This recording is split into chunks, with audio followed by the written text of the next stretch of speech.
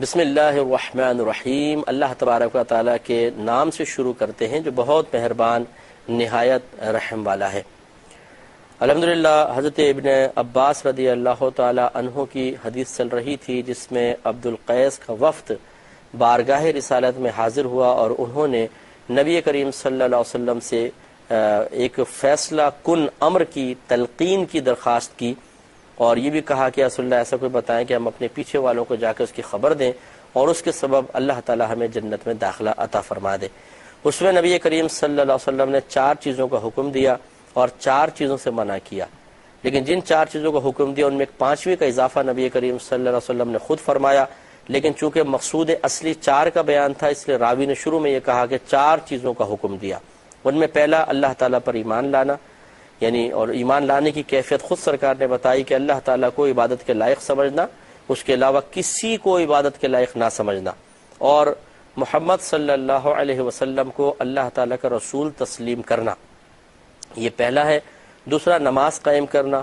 تیسرا زکوٰۃ ادا کرنا، اور چوتھا رمضان کے روزے رکھنا۔ یہ 4 چیزوں کو سرکار نے حکم دیا اور 5واں اضافہ فرمایا اور یہ کہ تم مال غنیمت میں سے خمس یہاں لا کر دو، 5واں حصہ اللہ تعالیٰ اور اس کے رسول کے لیے ہوگا۔ تو چنانچہ اس پر ہم کلام کر رہے تھے کہ نبی کریم صلی اللہ علیہ وسلم نے ہر عمل اخلاص تو آپ کے قدموں کی گرد کی برکت سے ہی اخلاص بنا ہے، تو یہ نہیں ہے کہ معاذ اللہ ثم معاذ اللہ آپ جو جہاد وغیرہ کر رہے تھے اس کا بدلہ مال غنیمت کے طور پہ لے رہے تھے، ایسا نہیں ہے، بلکہ یہ تو اللہ تعالیٰ کی طرف سے مختص کیا گیا، اللہ تعالیٰ نے مقرر فرمایا، جس سے معلوم ہوا کہ نبی کریم صلی اللہ علیہ وسلم یقیناً اللہ کی رضا کے لیے تمام معاملات فرما رہے ہیں اور اس کے بدلے میں اللہ تعالیٰ نے آپ کے لیے مال غنیمت میں سے 5واں حصہ مقرر کیا۔ تو کسی نیک عمل کے لیے اپنے آپ کو جو بہت ضروری بھی ہو مخصوص کر دینے کے بعد اگر انسان اپنے دیگر جو ضروریات ہیں ان کی تکمیل کے لیے کوئی فائدے حاصل کر رہا ہے تو یہ فائدے حاصل کرنا کوئی معیوب اور معتوب نہیں۔ اگر یہ بری چیز ہوتی تو اللہ تبارک و تعالیٰ اس کا انتخاب اپنے حبیب کریم صلی اللہ علیہ وسلم کے لیے کبھی بھی نہ فرماتا۔ اور میں نے دیگر پچھلے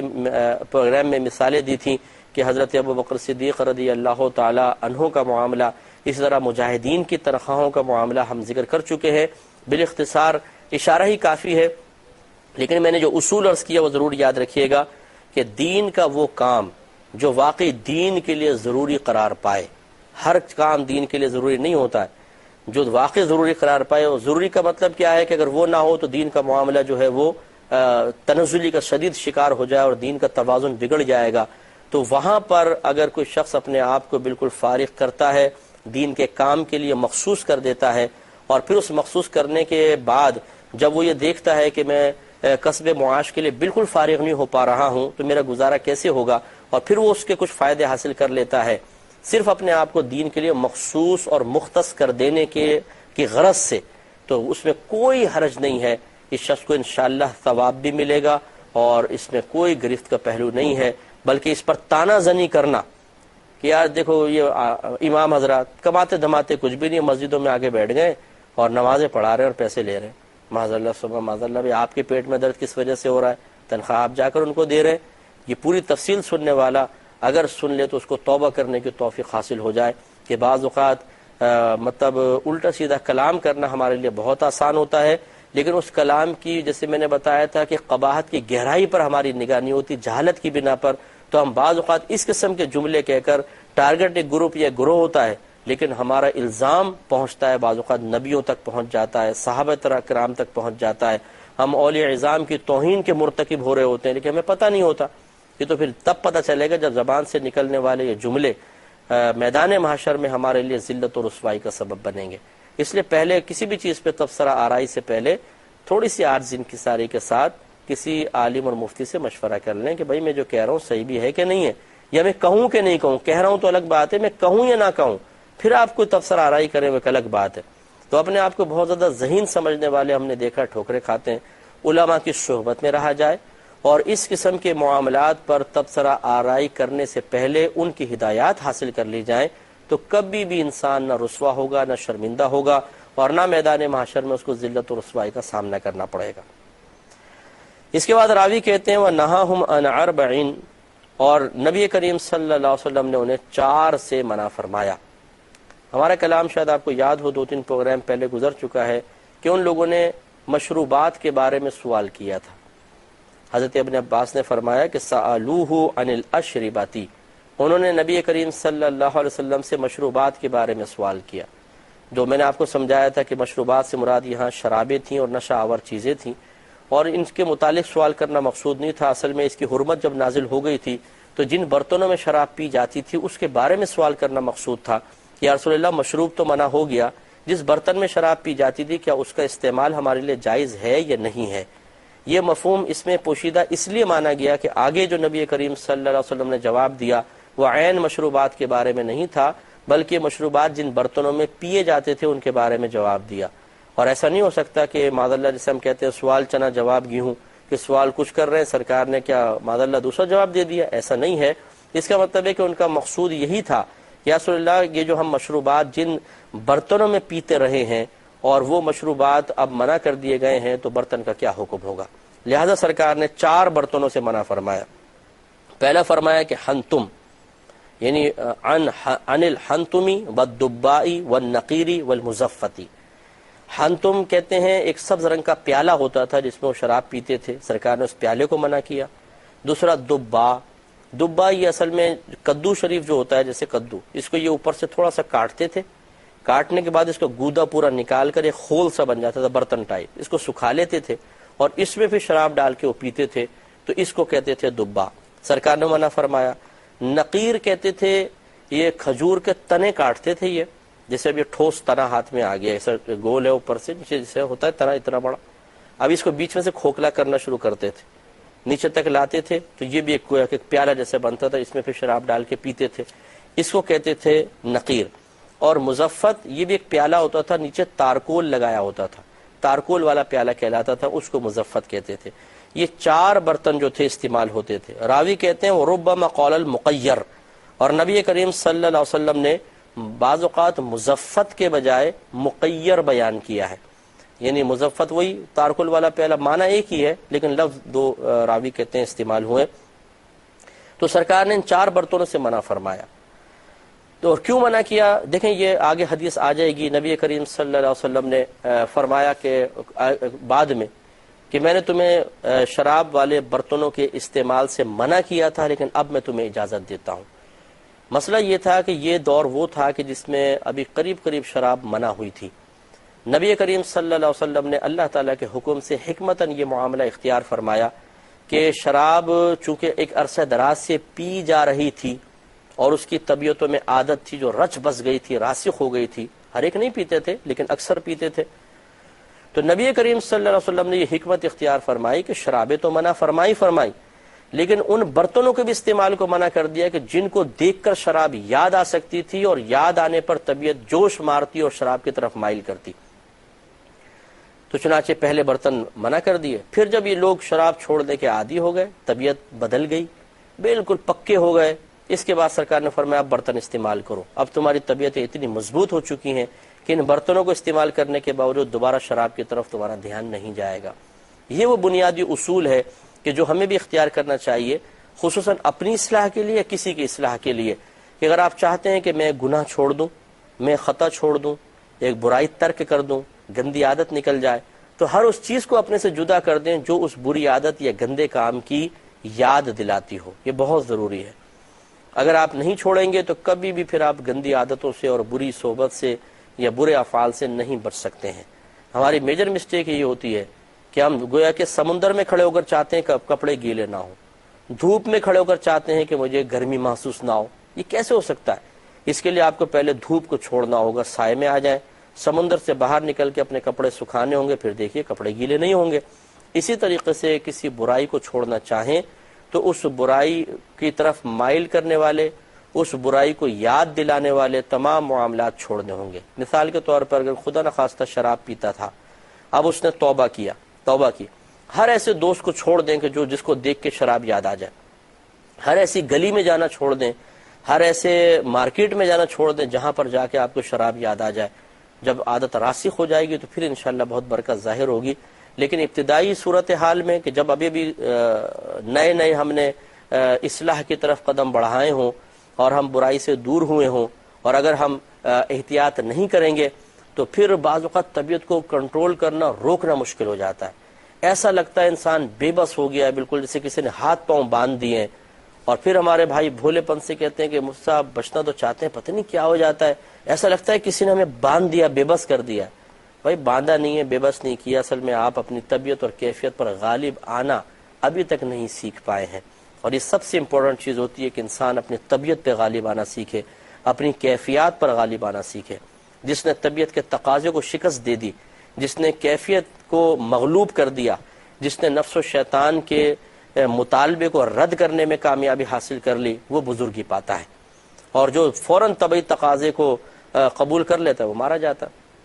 تو اس سلسلے میں ہمارا مشورہ یہ ہوگا، اگر کوئی بھائی یا بہن ایسے ہیں جو کوئی گناہ چھوڑنا چاہتے ہیں لیکن چھٹتا نہیں ہے، آپ اس گناہ کی طرف تو توجہ رکھیں، چھوڑنے کی کوشش کریں، لیکن ہمارا مشورہ مان لیں۔ آپ ابتدا اس طرح کریں کہ دن میں اپنے نفس کی 3 ایسی خواہشات کو رد کریں کہ جو چاہے گناہ نہ ہو، جائز ہو، اس کو رد کرنے کی عادت بنائیں۔ مثال کے طور پر آپ بیٹھے تھے، دل چاہے چائے پینی چاہیے، آپ فوراً کہیں نہیں چائے نہیں پیوں گا، آج پیوں گا ہی نہیں چائے، آپ نے رد کر دیا۔ ٹھنڈا پانی پینے کو دل چاہا، نفس نے کہا ٹھنڈا پانی پلا دے، آپ نے کہا نہیں آج تو ٹھنڈا پانی پینا ہی نہیں، گرم پیوں گا، مٹکے کا پی لوں گا اور باہر نلکے کا پی لوں گا، ٹھنڈا نہیں پلاؤں گا۔ 2 چیزیں ہو گئی۔ تیسرا، دل چاہ رہا ہے لیٹ جاؤں، آپ کہیں کہ نہیں آج تو تجھے 2 گھنٹے میں لٹاؤں گا ہی نہیں۔ یہ 3 چیزیں آپ نے ایک دن میں بس 3 اس طرح رد کریں۔ آپ جب آپ اس کے عادی بن جائیں 1 ہفتے تک، پھر ان میں اضافہ کر دیں، 4، 5، 6۔ آپ یہ دیکھیں گے اصل مسئلہ یہ ہے کہ کچھ عرصے بعد آپ یہ دیکھیں گے کہ آپ کے اندر گناہ چھوڑنے کی قدرت اور طاقت پیدا ہو گئی ہے۔ حکمت یہ ہے اس میں کہ انسان اپنے نفس کی خواہشات کو، یا یہ کہہ لیں نفس کو شکست دینے سے عاجز آ جاتا ہے، وہ ہار مان جاتا ہے نفس کی خواہشات کے سامنے، اور یہ پے در پہ جب ہم نفس کی باتیں مانتے رہتے ہیں تو دل میں ایک کثافت، ایک گندگی پیدا ہو جاتی ہے جو ہمیں بالکل بے بس اور لاچار سا کر دیتی ہے۔ اس گندگی کو ختم کرنے کے لیے نورانیت کی ضرورت ہے، ایک روحانی پاور کی، قوت کی ضرورت ہے، اور وہ آتی ہے صرف مخالفت نفس سے۔ تو اس کی ابتدا آپ یہاں سے کریں۔ گناہ چھوڑنا بہت مشکل کام ہے، وہ بھی ہوگا انشاءاللہ آسان، لیکن پہلے آسان کو اختیار کر لیں تاکہ ایسے آپ مشکل تک پہنچ جائیں۔ جب آپ اپنی 3 نفسانی خواہشات کو روکیں گے، جن کا روکنا بظاہر آسان ہے، تو آپ کو اپنے کامل ہونے کا احساس ہوگا، ایک فاتح ہونے کا احساس ہوگا، کسی پر غالب آنے کا احساس ہوگا۔ آپ کامیاب اپنے آپ کو محسوس کریں گے کہ میں نے 3 خواہشیں رد کر دی، یہ دل میں ایک نور پیدا کریں گی۔ آپ یہ دیکھیں گے اگر آپ چاہیں تو پھر 4تھی خواہش بڑے آسانی سے، 3 خواہشوں میں شاید نفس زور لگائے گا، لیکن جب آپ یہ 3 خواہشوں کا رد کر دیں گے تو اتنی پاور آپ کو محسوس ہوگی کہ آپ بآسانی 2 اور خواہشوں کو بھی رد کر سکتے ہیں۔ 1 ہفتے تک 3 کو رد کریں، پھر اضافہ کر لیں، 6 کر دیں، پھر 8 کر دیں۔ کچھ عرصے آپ ایسا چلتے رہیں تو آپ یہ دیکھیں گے کہ پھر نفس مطیع اور فرمانبردار ہونا شروع ہو جائے گا۔ آپ اس سے کچھ کہیں گے، یہ جواب میں مقابلہ بازی نہیں کرے گا، بہت زیادہ ضد نہیں کرے گا، اور فوراً کہنا مان لے گا۔ جب یہ آپ کی جائز خواہشوں کے سلسلے میں آپ اس پہ استقامت پذیر ہو جائیں، پھر آپ اس کو گناہ سے روک کر دیکھیں، انشاءاللہ جتنی پہلے مزاحمت کرتا تھا اور پہلے آپ کو بڑا مشکل محسوس ہوتا تھا، وہ مشکل محسوس نہیں ہوگا، بہت آسان ہو جائے گا۔ تو یوں لے کر آپ چلیں کہ جب نفس کو جائز مباح خواہشوں سے انسان روکتا ہے تو حرام خواہشوں سے روکنا بھی اس کے لیے آسان ہو جاتا ہے، اور جو اپنے نفس کو اس طرح کی مباح اور جائز خواہشات سے ہی نہیں روک سکتا تو پھر وہ حرام خواہشات سے کیسے روکے گا؟ اس بنیادی اصول کو سمجھ کر عمل کرنے کی ضرورت ہے، خالی سوچے نہیں، عمل کر جائیں۔ 3 چیزیں روزانہ نوٹ کریں، اپنے ڈائری اپنے پاس لے لیں، 3 چیزوں کے سلسلے میں نفس کا رد کریں اور رد کر کے لکھ لیں۔ مثلا آپ نے چائے چھوڑی، نمبر 1 چائے، آج میں نے چائے چھوڑی ہے، دوسرا میں لیٹا نہیں ہوں، تیسرا آپ گھر میں بیٹھے ہیں، دل چاہ چلے یار باہر آوازیں آ رہی ہیں دوستوں کی، وہاں چلتا ہوں، آپ نے روک لیا کہ نہیں آج دوستوں سے ملنا ہی نہیں، اللہ کی رضا کے لیے آپ نے لکھ لیا یہ۔ تو اس طرح آپ یہ ریکارڈ اپنا بنائیں، 3 آپ نے خواہشیں روکی۔ 1 ہفتے کے اندر اگر 7 دن ہے تو 7 یا 21 خواہشیں آپ نے روکی ہیں، یہ کوئی معمولی چیز نہیں ہے، 21 خواہشیں روکنا۔ ہمارے تو صورتحال یہ ہوتی ہے کہ ہم ایسے نفس کے اشارے پہ چل رہے ہوتے ہیں، نفس کہتا ہے بیٹھ جاؤ، بیٹھ جاتے ہیں، ٹیک لگاؤ، ٹیک لگا لیتے ہیں، چائے پیو، بھائی چائے بنا کے لانا ذرا، ठंडा पी लो, भाई पानी पिलाना ठंडा लाना बर्फ डाल के, मीठा खाने को कोई मीठी चीज है घर में, जैसा नफ्स बोलता है फौरन जबान से निकलता है हमारे। हम नफ्स की ख्वाहिशात को रद्द करने के लिए ज़हनी तौर पर तैयार ही नहीं है, तो फिर सर चढ़ के तो बोलेगा, गुनाह कैसे छुड़वा सकते हैं। तो इसलिए इब्तिदा करें मुबाह ख्वाहिशात को रोकने से। इंशाअल्लाह एक वक्त आएगा कि आप अपने अंदर बुजुर्गी के वो असरात महसूस करेंगे कि जो कभी बुजुर्गों का हिस्सा रहे और हम किताबों के अंदर पढ़ते रहे हैं, तो इंशाअल्लाह हमारे लिए भी आसान हो जाएगा। नबी करीम सल्लल्लाहु अलैहि वसल्लम ने ये हमें बेहतरीन तालीम दी है, इस पे हमें भी अमल करना चाहिए। इसके बाद रावी कहते हैं क़ाला, नबी करीम सल्लल्लाहु अलैहि वसल्लम ने इरशाद फरमाया कि इहफ़ज़ूहुन्ना, इन बातों को अच्छी तरह महफूज कर लो, व अख़बिरू बिहिन्ना मन वराअकुम, और तुम इन बातों की उनको भी खबर दे दो जो तुम्हारे पीछे हैं। इससे बात मालूम हुई कि हर तबलीग दीन करने वाले के लिए बाकायदा आलिम दीन होना कोई ज़रूरी नहीं है। जितनी मालूमात हासिल हों उन्हें तब्दील किए बगैर, अपने तरफ से उनमें तशरीह किए बगैर आप दूसरों तक पहुंचाना चाहें तो बिल्कुल पहुंचा सकते हैं। ये नबी करीम सल्लल्लाहु अलैहि वसल्लम की तरफ से इजाज़त याफ्ता है। ये लोग जब सरकार की बारगाह में आए, कौन से उलमा हैं? नबी करीम ने 8 चीज़ों की तलकीन की है, 4 का हुक्म दिया, 4 से रोका और फरमाया जाकर दूसरे सहाबा को बता दो, जो आपके पीछे लोग हैं मुसलमान हो गए उनको जाके खबर दे दो।